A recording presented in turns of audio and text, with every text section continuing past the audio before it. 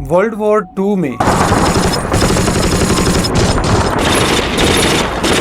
جب امریکہ ایک بڑی طاقت بن کر ابھرا تو اس نے دنیا کے اکنامک سسٹم کو بھی اپنی لپیٹ میں لینے کی کوششیں شروع کر دیں۔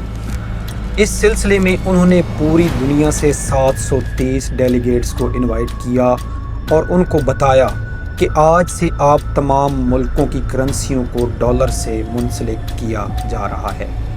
آپ کی کرنسی کی ویلیو ڈالر طے کرے گا اور ڈالر کے پیچھے سونے کی طاقت ہوگی، یعنی ہم جتنے بھی ڈالر چھاپیں گے اتنی ہی مالیت کا سونا اپنے ریزرو میں رکھیں گے، اور یہ سونا ہر اس شخص کی ملکیت ہوگا جس کے پاس ڈالرز ہوں گے۔ ایک اونس سونے کی قیمت $35 رکھی گئی اور امریکہ نے یہ وعدہ کیا کہ اگر کوئی بھی اس کے پاس $35 لے کر آئے گا تو وہ اسے ایک اونس سونا دینے کا پابند ہوگا۔ اس کو برٹن ووڈ معاہدے کا نام دیا گیا، جس کے بعد ڈالر پہلی دفعہ دنیا کی سٹیج پر ایک انتہائی طاقتور کرنسی کے طور پر ایمرج ہوا اور اسے ایز گڈ ایز گولڈ کہا جانے لگا۔ فرانس کا صدر چارلس ڈیگال اس ساری صورتحال سے پریشان تھا۔ اسے لگتا تھا کہ امریکہ جس رفتار سے دھڑا دھڑ ڈالرز چھاپ رہا ہے اور سونے کی انٹرنزک ویلیو کو نظر انداز کر رہا ہے، اس طرح تو ان کے خزانے میں پڑے ہوئے سارے ڈالرز ردی کا ڈھیر بن جائیں گے۔ چنانچہ اس نے بینک آف فرانس کو یہ حکم دیا کہ ان کے پاس جتنے بھی ڈالرز موجود ہیں انہیں امریکہ لے جا کر سونے سے تبدیل کروا لائے۔ چنانچہ بینک آف فرانس نے تمام ڈالرز امریکہ کے سامنے پیش کیے اور ہزاروں ٹن سونا جہازوں میں بھر کر فرانس لے آیا۔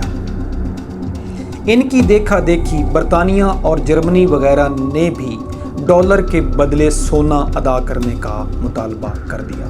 دوسری طرف امریکہ کے پاس اتنا سونا تھا ہی نہیں، وہ تو ایسے ہی ڈالرز چھاپ رہا تھا۔ چنانچہ امریکہ اس معاہدے سے نکل گیا۔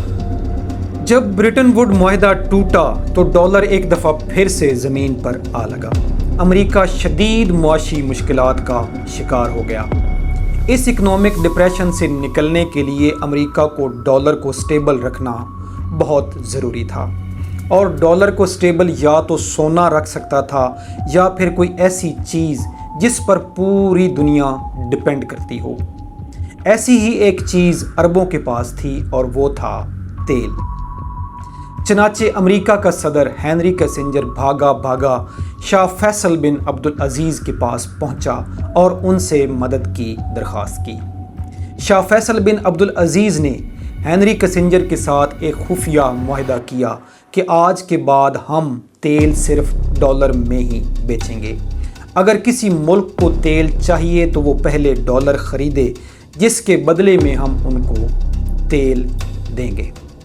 یہ معاہدہ سراسر گھاٹے کا سودا تھا، کیونکہ شاہ فیصل بن عبدالعزیز نے امریکہ کو یہ بھی لکھ کر دیا کہ تیل سے حاصل ہونے والی آمدن کو ہم امریکہ کے بینکوں میں ہی رکھیں گے، جس کے بدلے امریکہ ہمیں سیکیورٹی فراہم کرے گا اور ہتھیار دے گا۔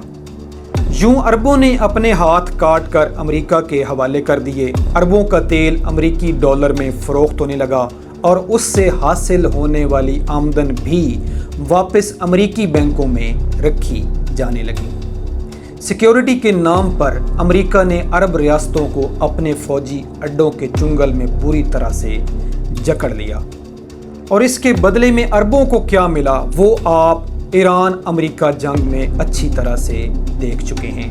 آج نہ عربوں کے پاس پیسہ ہے، نہ سیکیورٹی ہے، نہ عزت ہے، اور نہ ہی وہ اس معاہدے سے نکل پا رہے ہیں۔